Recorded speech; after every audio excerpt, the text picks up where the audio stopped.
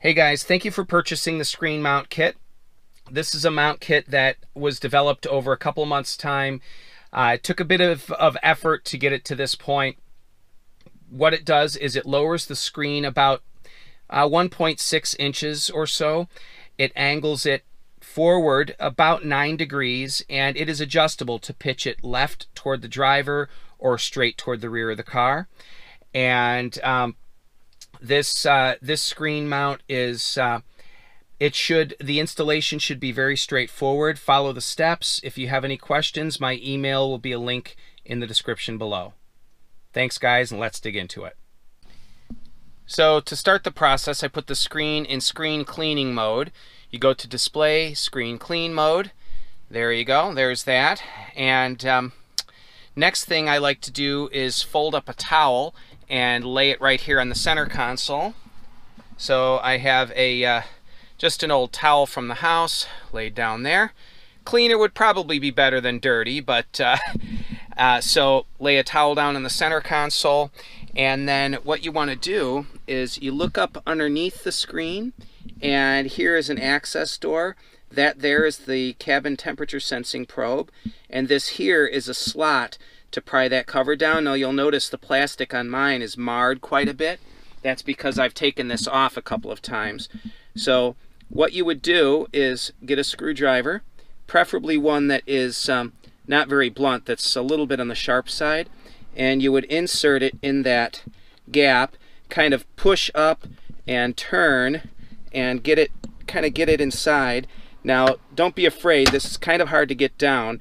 It'll startle you when it pops down, but you pop that down, and this is the cover that covers the access. Now we're going to be removing these hexagonal bolts here, which are 10 millimeter, but first let's unplug this temperature sensor and set this aside. So you pull that plug out. Now this is free.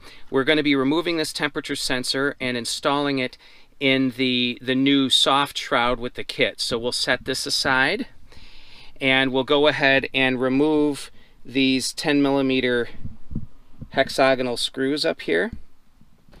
Alright, so got my socket with my socket extension, and like I said, it's 10 millimeters. You just crack those loose like such, and then I take the ratchet right off of the extension and use the extension to spin these free. So there's one. It's a special shoulder bolt, so we'll go ahead and set that on the floor out of the way. Now we'll remove number 2. Bear with me here, I'm multitasking, holding the camera and doing this at the same time. So there's screw number 2, and you can see the same shoulder bolt there. So we'll go ahead and set that aside. Now at this point, believe it or not, that's all you need to do to completely remove the screen, with the exception of the wire harness from the screen. So that part is that's a little bit on the sketchy side. So I'm going to go ahead and stick the camera on the glass, the door, so that I can show you how to remove the screen safely.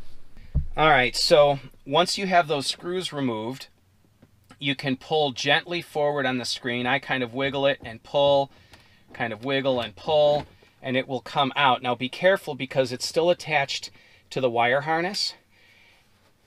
So, but there we have it removed. Now the wire harness threads through this plastic bezel, and you really can't get down to the release tab to release the harness. It's captured by the bezel itself. So the bezel is removed by using a number 30 Torx head bit. So Torx is a star, and it's number 30. And there are 2 screws. It's difficult to see on camera, but there's one on each side of this bezel. So I'll remove one and show you here. There's one. I highly recommend using in fact, I'd say the only way to do this properly is to use a magnetic tip screwdriver, because otherwise the screws could very easily fall down into the screen and short something out.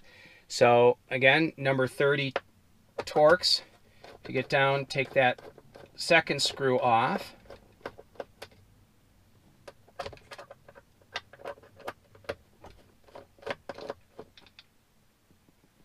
There we go, there's screw number 2. Now at this point, the bezel, the plastic bezel, is loose from the screen, and what you can do is move that bezel up the harness a little bit. You want to reveal this connector here. There's a release tab on the side, so you would want to squeeze that release tab. Now this connector is somewhat snug onto the circuit board. It's best to put the screen down like so. Be careful not to drop the screen, but put the screen down like so. Pinch the release tab on this connector, and then you have to kind of work the connector around.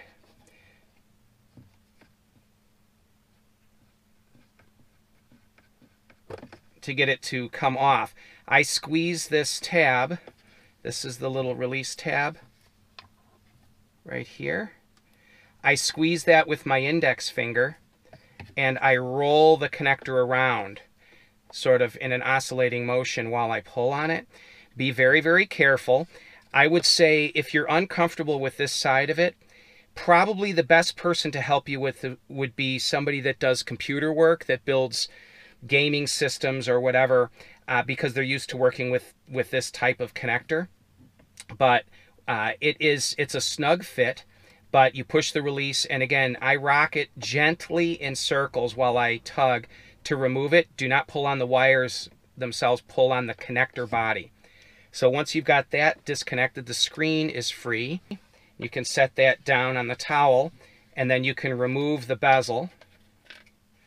There we go, the bezel is removed. Now you'll notice some scarring of the plastic. That's just normal from prying that door off. I don't really know that there's much way around that, because this bezel cover is retained with snaps on the inside, and you can't get to them to release it, so you just have to pry kind of hard on that cover to remove it. So the bezel's removed, the screen is removed, and we have the lower bezel cover that has the temperature sensor on it that's removed. So that temperature sensor will get installed onto the new soft shroud that we're making to replace the factory plastic shroud or bezel assembly. So let's go ahead to the workbench. I'll remove this sensor, and we will start with the new mount portion of the installation. All right, so now here we are in the workbench. We've got the lower cover here and a number 20 Torx star head bit. So you remove these 2 screws, and they put Tesla puts a couple of washers under each screw. I think that's just because the screw length might have been a little bit too long, but that's the way mine came from the factory. Yours may be different, but mine came with two washers underneath the head of each screw. So those screws are removed. We'll set those aside. Now this sensor merely pulls right off, and again, that will be installed in the shroud, the new soft shroud, or if you're not using the shroud, this just merely gets attached to the inside framework within the dashboard. So we'll go ahead and show that next. Now, the majority of people that install the kit will be using the soft shroud, and that soft shroud will house the temperature sensor. However, for those of you that don't want to use the soft shroud, this temperature sensor needs to be mounted somewhere in this general vicinity. And I looked into making mounting brackets and that for it, but what I found actually works the best from a placement standpoint is to merely zip tie it to the side here. Now, that may seem simplistic, but again, the majority of people are going to be using the soft shroud that holds this. But for those that aren't using the soft shroud, this is the best mounting position that I've found. So the way that we go about that is, got one zip tie here, and what I do is I bend and fold the end over. Let's see, let's fold it a couple of times here. You want to give it a nice J curve, and you stick it through one hole, and it starts to come up through the next above it, and you feed it through. You feed it through until you have it in this position here.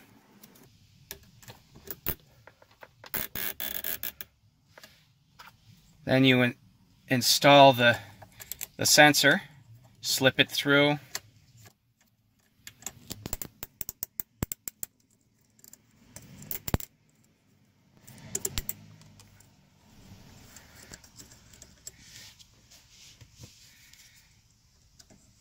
Snip that off. And then you can go ahead and plug the harness in. So, and believe it or not, that may seem like a very simplistic way to mount this, but I tried a number of different mounting positions and methods, and I was having issues, and that's a whole nother long story, but just a simple zip tie, mounting it to this location, really works the best. It's within about 1.5 inches of where it was from the factory. It is the probe is not directly contacting anything, and it's open to the ambient air, so it works really well in that location. Now, when you open up your kit, these are the primary components, mechanical components that you'll be receiving, with the exception of the soft shroud. We'll cover that later in the video. But these are the components. So you've got a 3/16 Allen wrench, that's for these 2 screws here, and then a washer for each of the screws. These are 5/16 diameter screws that the hex head is 1/2 inch. So that's 1/2 inch hex. If you're overseas, 13 millimeters will work. And then washers for those. So this is the way you'll receive the kit. I included a 3/16 Allen wrench for these 2 screws, just mainly for my overseas customers.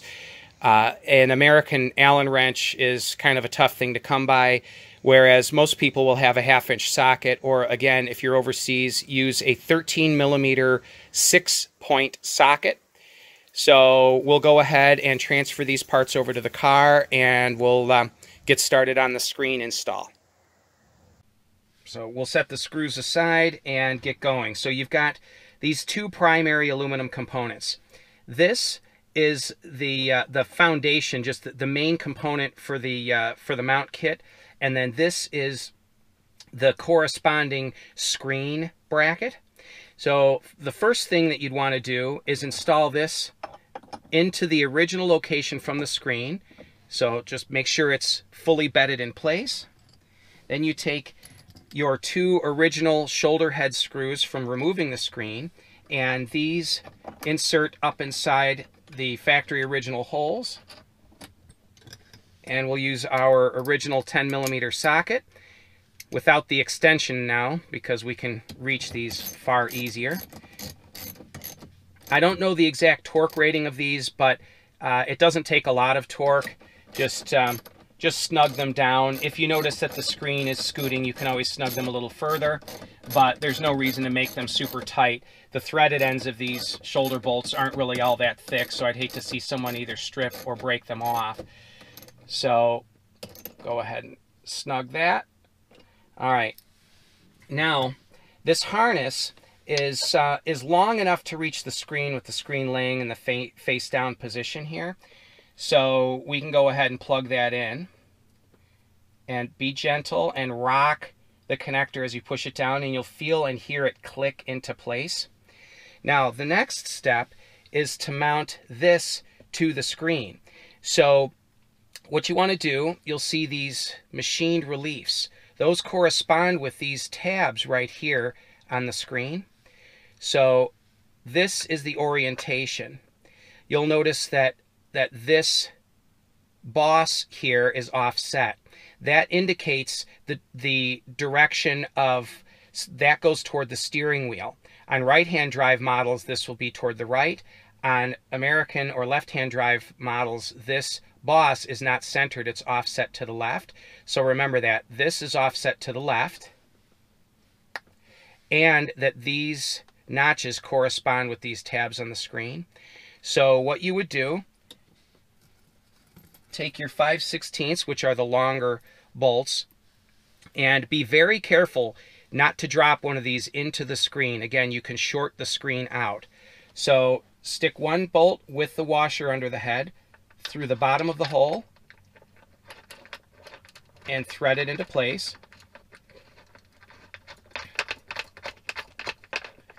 What I typically do is thread it so that the slack is taken but it still moves easily. Then take the next one, thread it in place. Now there is, from the factory, there are slotted holes that the screen is on. You can move, there's about 1/4 of an inch or say 6 millimeters of movement that the screen can move forward and back and angle a little bit. And that's kind of nice because that means that you can fine tune the installation just a little bit there to your own tastes. So we'll go ahead and snug this down. I'll put it, just for me, I'm going to put it so the screen is all the way as close to the dash as possible. So what I typically do is lightly snug one screw down, one bolt, to keep this mount from moving when I snug the other one. Then I'll snug that one just a little bit tighter. These can be a little bit more firm than the mount bolts in the dash there. They're a little bit heavier duty. So there we have the screen installed with the mount. Now, this is the tricky part. This part is a little bit more awkward.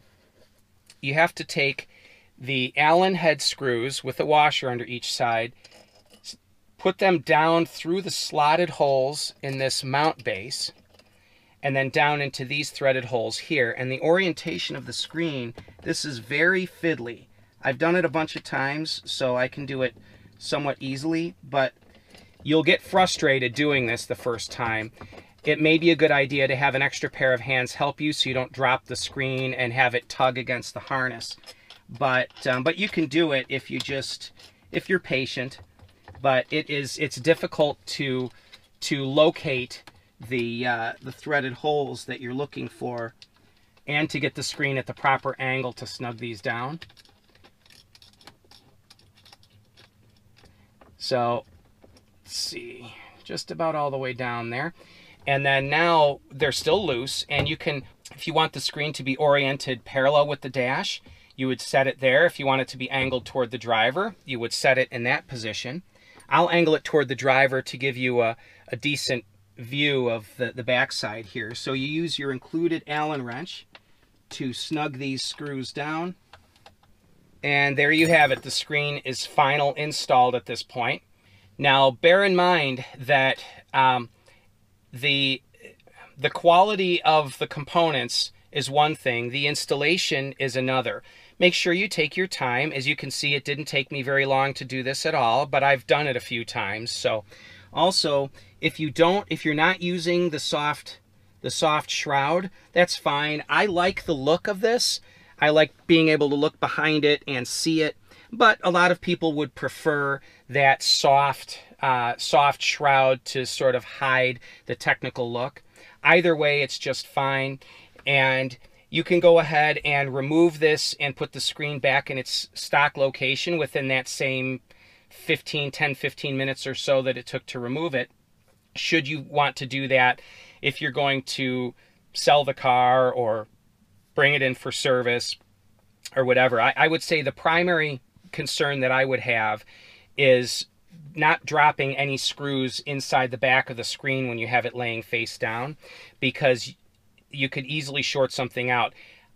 Luckily enough, it was unplugged at the time, but when I was working on this initially, it was unplugged. There was no power to it, but I did drop a screw in the back, and I had to shake it and wiggle it to get the screw to come out. So just be aware of that. Also, be aware of the fact that you're taking responsibility for this. If you're uncomfortable doing this install, I highly recommend you find somebody that is very adept at using tools that, as I mentioned earlier in the video, that might build custom computers. This is very similar to what a computer technician would do. But as you can see, it takes some simple tools: a number 20 Torx bit, a number 30 Torx bit, a 3/16 Allen wrench that I include in the kit, and either a 6-point 13mm socket or the equivalent is a 1/2-inch 6-point socket. That's all that's needed, and a flathead screwdriver to pry off the little cover. But aside from that, it's just patience and taking your time. So be careful, but go ahead and install it. Let me know if you guys have any questions. So other than that, I think we're good. If you have any questions for me, my email address will be a link in the description below. All right, now we will be doing the last step, which is installing the soft shroud. This is double thick dense foam at the bottom, and it's softer around the edges. We have it stitch seamed here on the sides to fold into a box shape. So you take your cabin temperature sensor, place it into the hole, and I put it so the plug side is facing the edge of the shroud. And as you pull the strap over, you'll notice that there are reliefs in the strap for the ears of the temperature sensor. So you put it in, flip one side of the Velcro over, hold it with one finger, pull the other side around, and there you go. It's fastened nice and snug in place. And now let's go ahead and put it into the dash. Now, before I get started, I want to tell you this side, the shaped side, goes into the dash, and you tuck it into the opening of the dash. So in its final shape, this portion stuffs into the hole inside the dash. So let's go ahead and install that, and you'll see what I mean. All right, so we'll take our wire harness, plug it into the temperature sensor.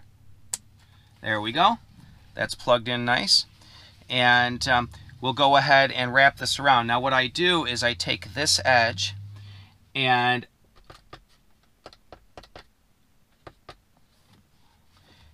tuck it into the opening of the dash at the bottom.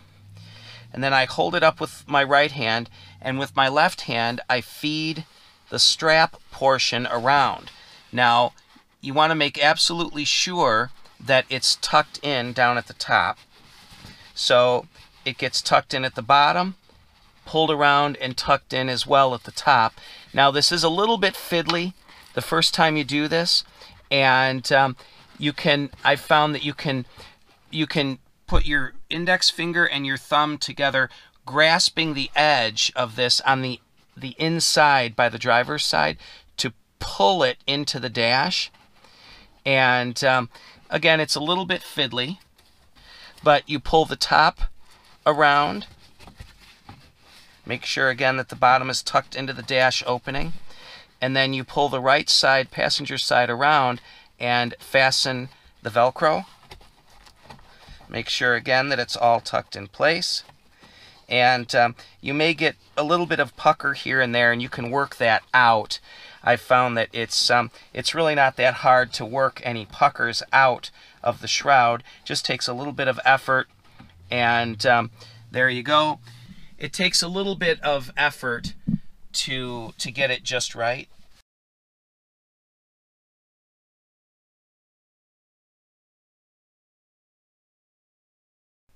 So thank you very much. If you guys have any questions, by all means, shoot me an email.